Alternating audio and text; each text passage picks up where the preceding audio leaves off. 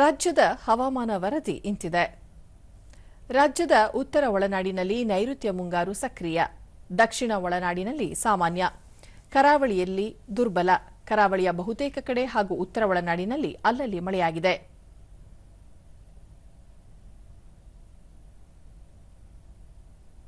ವಿಜಯಪುರದ ಸಿಂದಗಿಯಲ್ಲಿ ಅತಿ ಹೆಚ್ಚು 6 ಸೆಂಟಿಮೀಟರ್ ಮಳೆಯಾಗಿದೆ.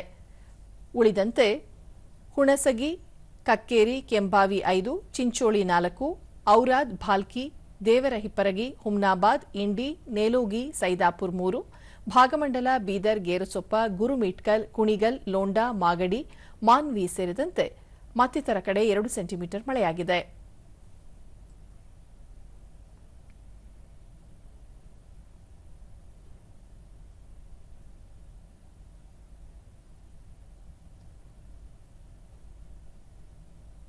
ಮುನ್ಸೂಚನೆಯಂತೆ ಮುಂದಿನ 7 ದಿನಗಳ ಕಾಲ ರಾಜ್ಯದ ವಿವಿಧೆಡೆ ಹಗುರದಿಂದ ಕೂಡಿದ ಸಾಧಾರಣ ಮಳೆ ನಿರೀಕ್ಷೆ.